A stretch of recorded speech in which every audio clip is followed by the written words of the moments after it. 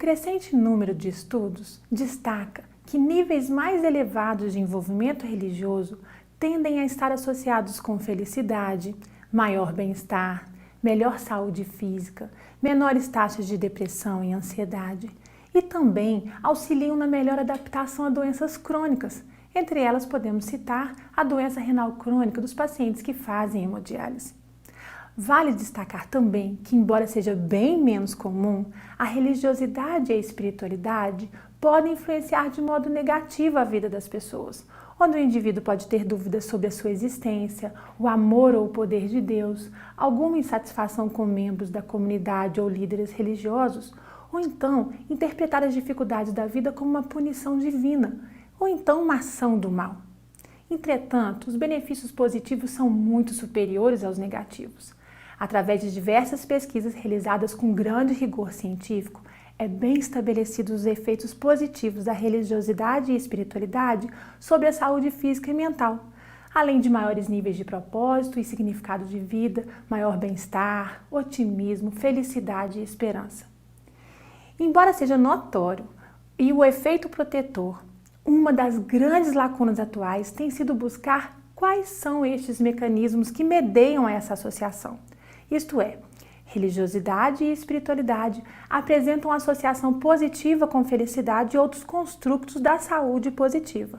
Quanto mais religioso e espiritualizado, maiores os níveis de felicidade. Mas por quê? O que explica essa associação? Um possível mecanismo, ainda bem pouco explorado, seriam os mediadores da saúde positiva. Em nossa pesquisa, nós propusemos que um destes mecanismos seja o senso de coerência.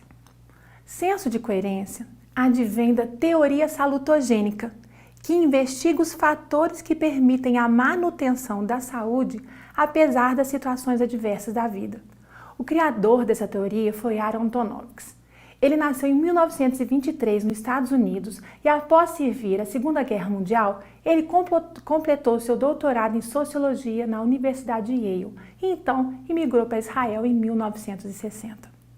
Lá, ele trabalhou no Departamento de Sociologia Médica da Universidade Hebraica de Jerusalém Hadash. Desenvolveu pesquisas com mulheres israelenses sobreviventes de campo de concentração da Segunda Guerra Mundial e notou que algumas dessas mulheres ficavam saudáveis física e emocionalmente, apesar de terem vivido atrocidades em sua vida. E outras que, passando pelos mesmos problemas, não se mantinham saudáveis.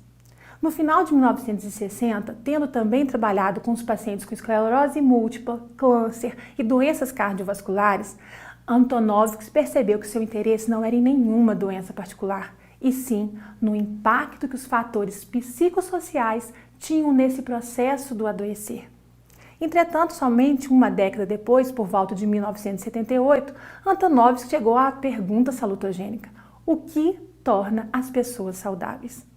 Para ele agora, não importava o que faz uma pessoa adoecer, mas sim o que a faz ficar saudável. O estudo de como e por que as pessoas permanecem bem mesmo sob situações desfavoráveis e estressantes é nomeado salutogênese. Sua proposta é justapor essa divisão, criando um conceito num processo contínuo, no qual ao longo da vida as pessoas irão se defrontar com os dois polos, ou seja, o polo easy, que é a saúde, e o polo disease, que é o polo doença. Um indivíduo totalmente saudável, cheio de energia, livre de qualquer sintoma, tem a marca da mortalidade. Por exemplo, usa óculos, tem momentos depressivos, gripa, tem uma dor de cabeça, pode ter células malignas ainda não detectadas, entre outras coisas. E o sujeito que se avalia extremamente como doente, sempre há um certo grau de saúde enquanto ele viver. A partir dessa perspectiva, Antonovics formula o conceito-chave para este processo salutogênico, que é o senso de coerência. Senso de coerência é um aspecto da personalidade, um núcleo central, constituído por 3 componentes, onde assume um caráter cognitivo, afetivo, permitindo ao indivíduo negar a aparente desordem de sua vida ou de um acontecimento específico, recuperando a ordem e a coerência. O indivíduo mobiliza recursos internos ou externos para atribuir compreensão, gestão e significado sobre aquele problema. Por exemplo, se eu não posso resolver determinado coisa que acontece comigo, alguma intervenção, qualquer coisa de problema que tenha acontecido, eu posso pedir ajuda a alguém, a um amigo, a um cônjuge, a Deus. Posso pensar que a diversidade serve como aprendizado ou uma mudança de paradigma na minha vida. Aprendemos na dor ou no amor, não é assim que se fala? Diversas pesquisas apontam que quanto maior o senso de coerência de uma pessoa, maiores os níveis de bem-estar subjetivo, satisfação com a vida, menor depressão e ansiedade. Então, assim como o senso de coerência, a religiosidade e a espiritualidade também têm sido considerado uma variável de proteção e de fomento da felicidade. No nosso caso, estudamos 161 pacientes em hemodiálise e os acompanhamos durante um ano, num estudo longitudinal. Nossos dados apontaram que existe uma associação entre religiosidade intrínseca e felicidade, tendo o senso de coerência como mediador parcial dessa relação sobre os níveis de felicidade.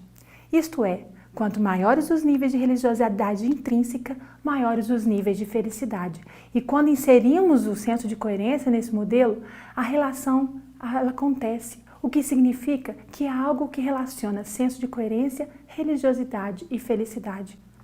O que é importante destacar é que nenhuma variável como idade, gênero, estado civil ou escolaridade influenciou nos níveis de felicidade dos pacientes.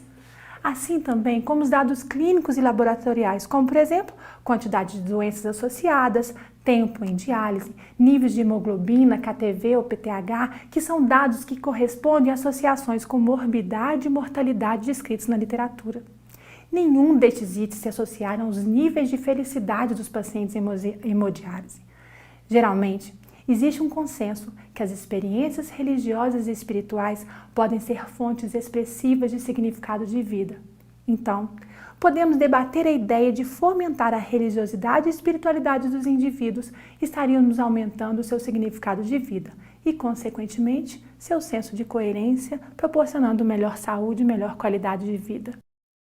É importante destacar que as inferências causais do efeito da religiosidade, espiritualidade e do senso de coerência sobre a felicidade devem ser feitos com muita cautela. Como são dados pioneiros, é importante que outros autores tentem replicá-los em diferentes contextos e culturas e temos que ter prudência na generalização dos achados. Tendo em vista a crescente valorização da qualidade de vida dos pacientes com doença renal crônica, a religiosidade e o senso de coerência devem ser melhores investigados como possíveis componentes de intervenções psicossociais, que em conjunto com a terapia medicamentosa e renal substitutiva, possa promover uma melhor sobrevida para esses pacientes.